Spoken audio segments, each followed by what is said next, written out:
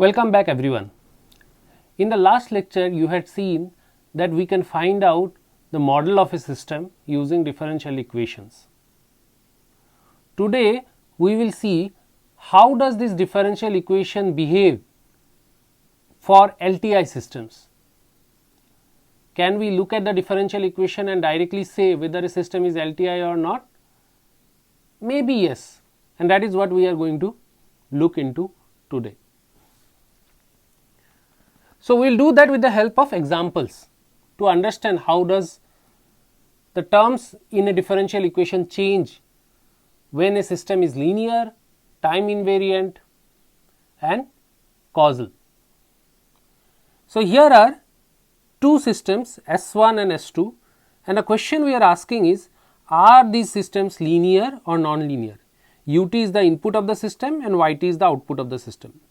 Now, we know how to find out whether a system is linear or non-linear. We have to check the superposition principle. So, let us try to do that for system 1 first. So, let y1 and y2 be the output of the system due to input u1 and u2 respectively, which means I can plug in u1 here and then y1, these two will become y1, and if I plug in u2 then the y becomes y2, and that is what these two equations are.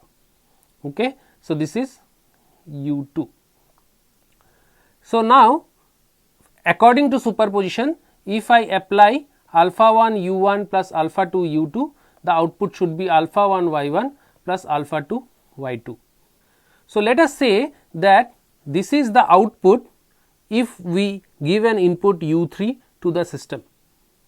So, if u3 is the input, say the output of the system is alpha 1 y1 plus alpha 2 y2, and we will check whether u3 is equal to alpha 1 u1 plus alpha 2 u2.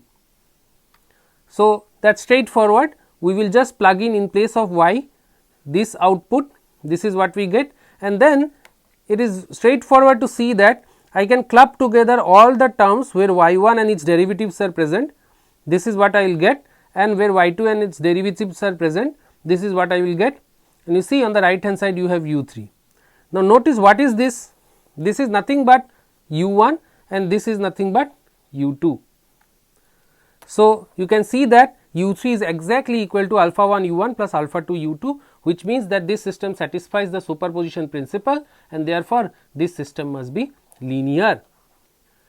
Let us check for the second system. For the second system also, if we go ahead and do the same thing, y1 and y2 are the output of the system due to input u1 and u2 respectively, then I can write down these two equations corresponding to each of these inputs, and then if we say that if u3 is the input to the system and output of the system is alpha 1 y1 plus alpha 2 y2, and then we check whether u3 is actually equal to alpha 1 u1 plus alpha 2 u2, you will see that this part, this left hand side is not equal to this right hand side, because this part will not give you exactly what the right hand side is. So, you can directly say that in this case the system has to be non-linear. So, we have found these two systems, one is linear and the other is non-linear, although notice that in this equation there is a non-linear term sin t here, but that does not make this system non-linear. So, if a system has to be non-linear, or in other words, if a system has to be linear, then there should not be any products or non-linear functions of the input and output variable.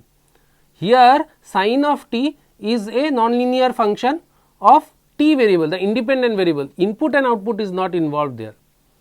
Further, the coefficients that are functions of input and output variables, there should be no coefficients that are, coefficients means these are the coefficients of differentiation terms. These coefficients should not be functions of input and output variable, and also there should not be powers, roots or other nonlinear operations of the input and output variable. Here you see there is a power of output variable, so it is nonlinear.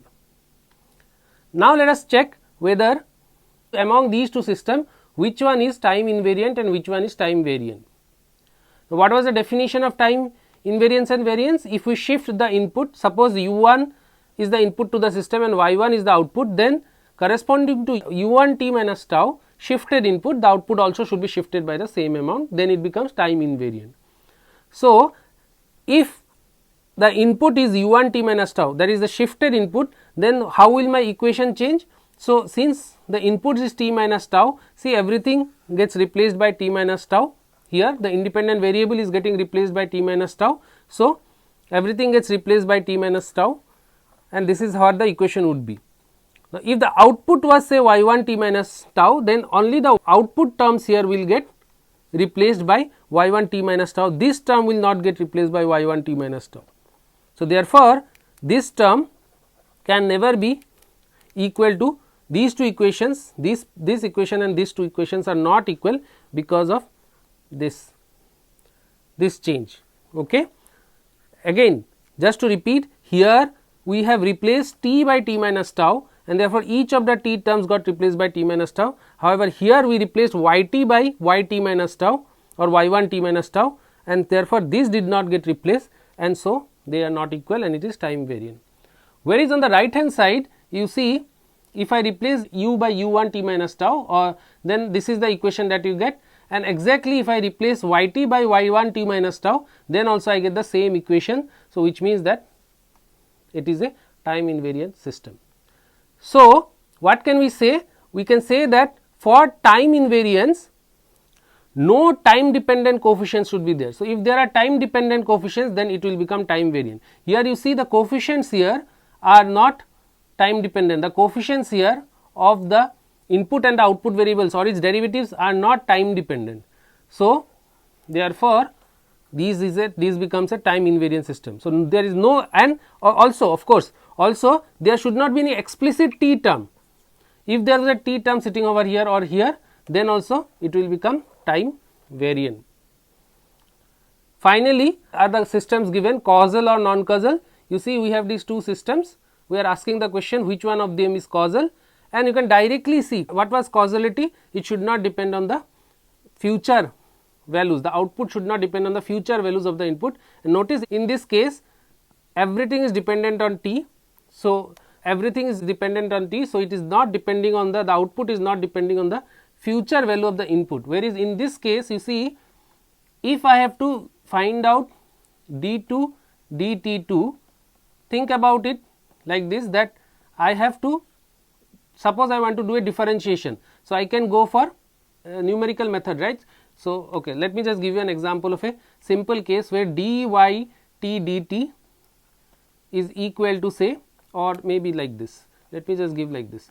So, suppose y of t is equal to dut dt, okay. Here there is a extra differentiation, here see here there are two differentiations, here there are three derivatives, here I am taken one derivative and there is no derivative here. So, this is almost similar, right. So, in this case you see what does this mean? This is approximately equal to ut plus del t minus ut by del t. This is what derivative means, right, del t tending to 0. This is what derivative means, and you see that means yt depends on the future value of the input. So, that is why this is non-causal, this equation is non-causal. In this case also there is a derivative, second power derivative, here is a third power derivative. So, this will give you a future value of input will be required to get to the present value of the output, that is why this is non-causal. So, there should not be dependence on the future input values, and a direct way of also checking is that the highest degree of the derivative with respect to the input must be less than or equal to the output.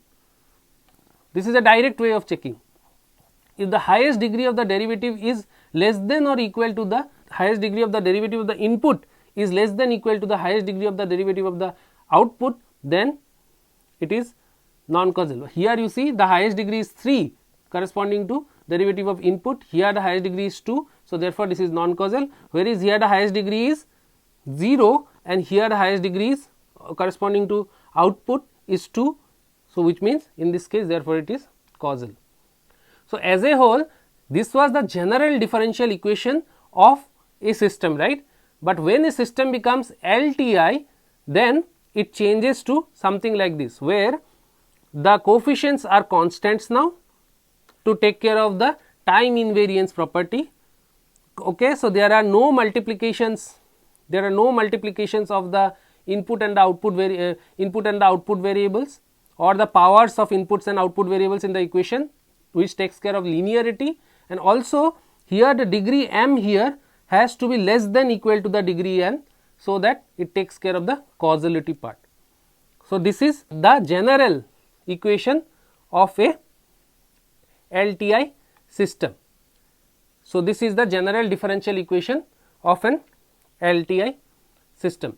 So, now you see, we now know how does an LTI system looks like with respect to a differential equation.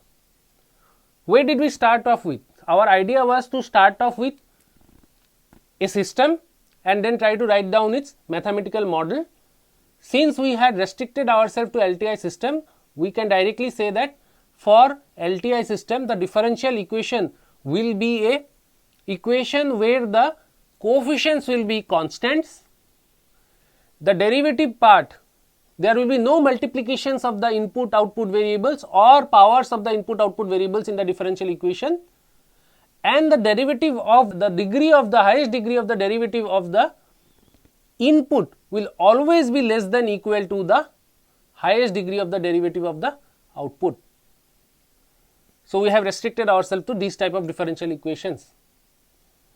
Now, from this point we move forward and try to find out that operator that we were talking about. So, we need something called Laplace transform. That transformation will help us to get that operator which, when multiplies with the input of the system, gives you the output directly.